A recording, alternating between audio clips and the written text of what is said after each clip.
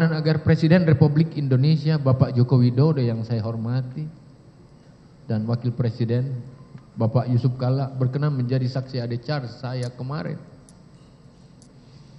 Mengapa ketika saya menjabat sebagai menteri terhadap saya disangkakan dan tidak melakukan perbuatan korupsi?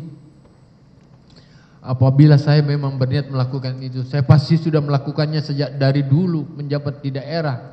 Dan apabila hal tersebut terjadi dengan rentang waktu karir saya sebagai birokrat yang panjang, saya pasti akan sudah menjadi salah seorang yang sangat punya kekayaan. Rumah saya kalau banjir masih kebanjiran Bapak, yang di Makassar itu. Saya tinggal di PTN.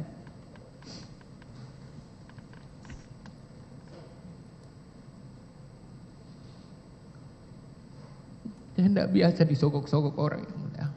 Tidak biasa. Tunjukkan saya pernah.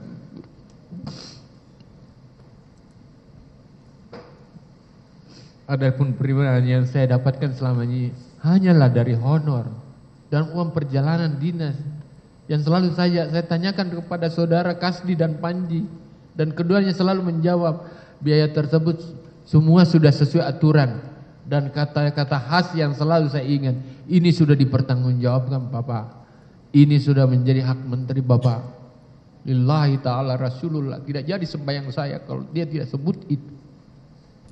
Setiap saya hati-hati uang ini. Terkadang saya berpikir dan berasumsi bahwa apakah karena alasan politik saya dijadikan target proses hukum? Apakah karena partai di mana saya beraktivitas politik sebelumnya terkadang berbeda pilihan dengan keinginan pemegang kekuasaan tertentu? Tetapi ternyata tidak.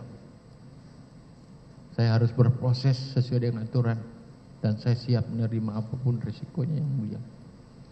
Benarkah asumsi banyak orang bahwa hukum menjadikan sebagai alat kekuasaan untuk menangani politik? Ini banyak disampaikan pada saya. Padahal orang yang berbeda. Hukum digunakan untuk membungkam pihak lawan, walau alam bisabab. Hanya Allah yang mengetahui kebenaran yang sesungguhnya. Saya berproses. Ini semua pertanyaan yang disampaikan, yang dilempar-lempar orang di setiap ujung saya bertemu, yang disampaikan oleh istri dan anak-anak saya. Apabila saya terlibat yang mulia dalam satu proyek yang diselenggarakan oleh Kementerian Pertanian yang saya pimpin, kemudian saya terindikasi melakukan penyalahgunaan kewenangan yang mengakibatkan kerugian negara, saya mungkin masih bisa menerima apabila dinyatakan tersangka. Tetapi dalam perkara ini sama sekali tidak ada proyek strategi nasional yang disebut. Penyelenggaraan perizinan dan rekomendasi maupun proyek bernilai di Kementan itu nilainya triliunan yang mulia. Nilainya triliunan. Dan disangkut pautkan terhadap saya. Impor beras 2 juta ton. Semua ini saya hilang, nggak boleh ada seperti itu di Kementerian. Impor buah nggak boleh ada jatah menteri di situ, nggak boleh. Saya dilawan rame-rame karena saya melarang impor dari dalam. Ternyata saya harus dipenjara memang. Hal ini berbeda dengan ditersangkanya beberapa menteri atau beberapa pejabat yang kita baca. Bahwa dia tersangkut masalah proyek, dia tersangkut masalah izin dan rekomendasi. Saya enggak Bapak. Saya sampai hari ini terus bertanya, wah saya dijadikan tersangka.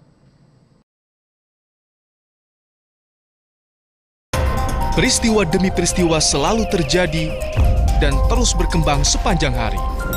Saat Anda membutuhkan informasi dengan perkembangan berita mutakhir, jadikan kami mata dan telinga Anda untuk berbagai aktualita terkini.